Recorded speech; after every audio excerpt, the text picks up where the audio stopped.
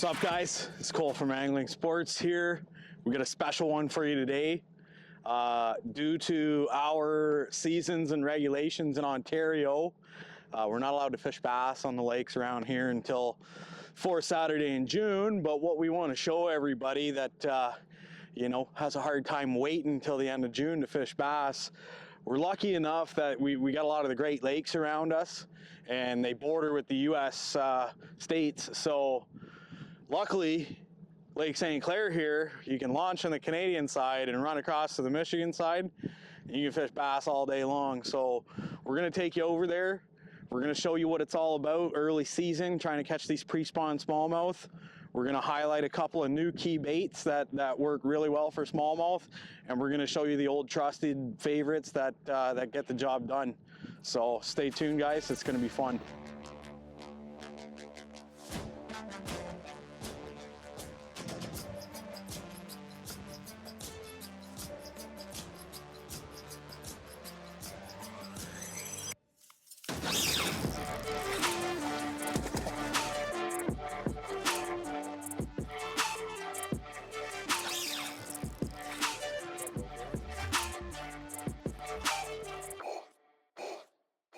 All right, guys, taking a little knot break here since I decided to break off on that last cast. I'm going to go ahead and show you one of my favorite leader knots. Never really caused me too many issues with breakage or nothing like that. And it is called a uni to uni knot. So basically what we're going to do, make sure all those little burrs in the line are out of there. So I'm going to make a loop with the fluorocarbon. I'll pinch that braid with my other finger, and then what I'm going to do is I'm going to take that tag end and I'm going to wrap it around the braid and through that loop. I usually do 6 times, so that's 2, 3, 4, 5, and 6 for the last one. And then what you do, you're going to wet that knot a little bit. Don't pull it completely tight. Just get it kind of snug so that when you pull the 2 knots together, it'll sink right up. And then what we do is you do the exact same thing while John catches a fish. We do the exact same thing. Oh, El Rocco. So we're going to do the exact same thing with the braid. Make a loop. Take that loop.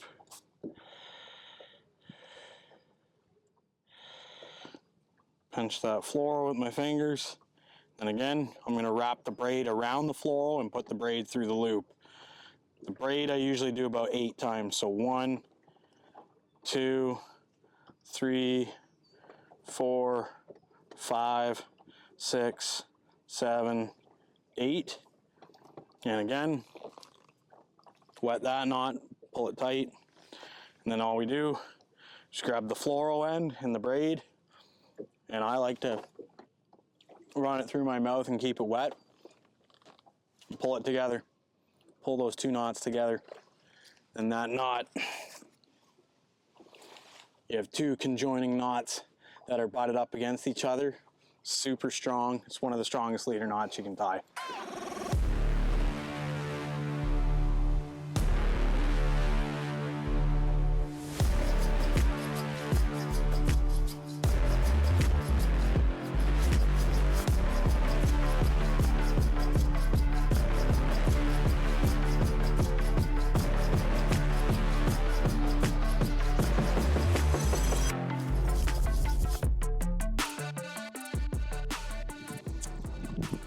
All right, guys, fishing's been really tough today.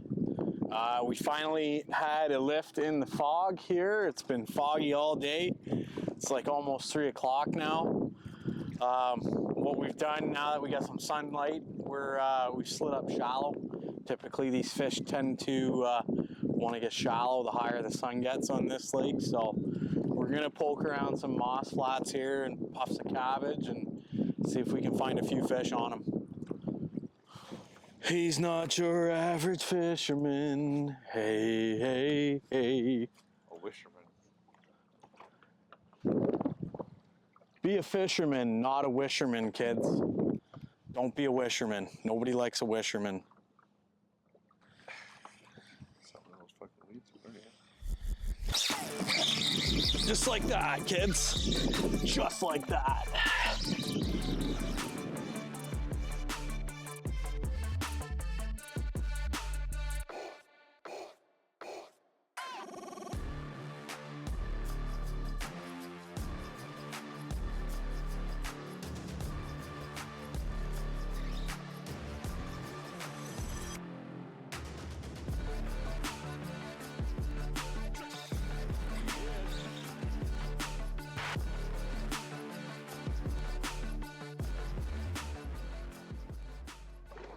Cole from Angling Sports again, coming at you with an on-the-water tip.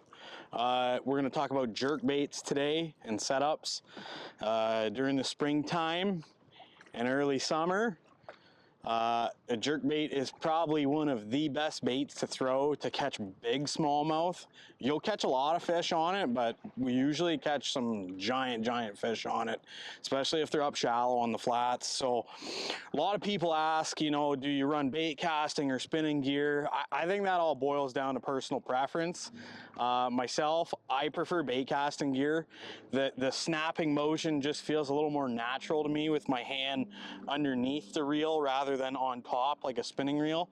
I will throw spinning gear at certain times if I'm throwing a real small, like let's say a 78 size jerk bait, or throwing into a really heavy headwind.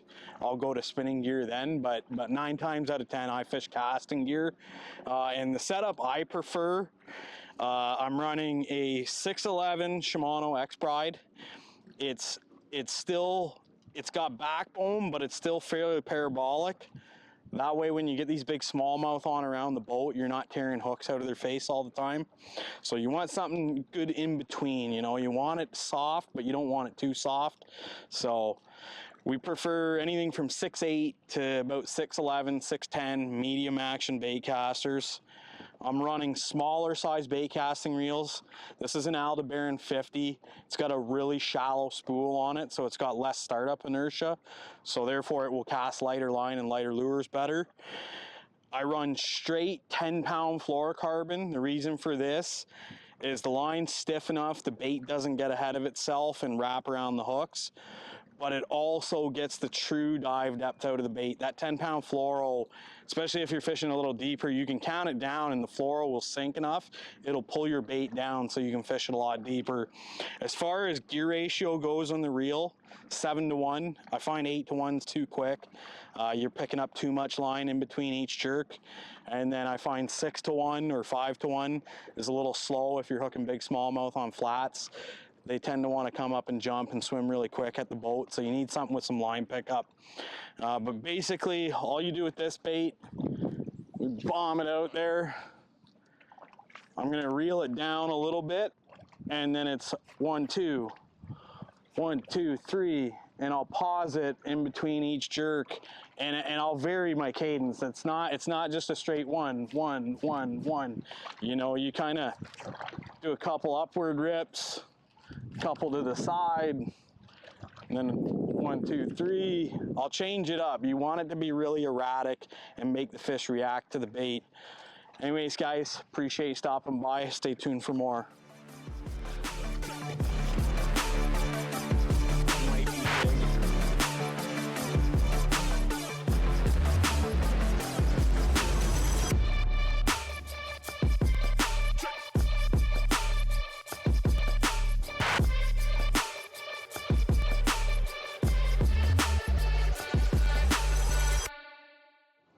All right, guys, that's a wrap on our early season bass fishing on Lake St. Clair over on the Michigan side. It was a lot tougher day than we were hoping for. We had to bounce around a lot. It took us a while. We finally found some fish. No giants, but I mean, hopefully we showed you what you can do and how much fun you can have coming over there and whacking on a pile of fish. I mean, once we found them, it was game on. We caught a bunch of little ones. still fun. There was 3 main players today for baits. Number 1 being the Great Lakes Finesse Juvie Craw. Number 2 was a Megabass Hazdong Shad on a drop shot. And the 3rd best bait for us today was a Strike King Rage Swimmer on a little 3/16 ounce swim head. Anyways, guys, hopefully you learned a little bit. We'll see you next time.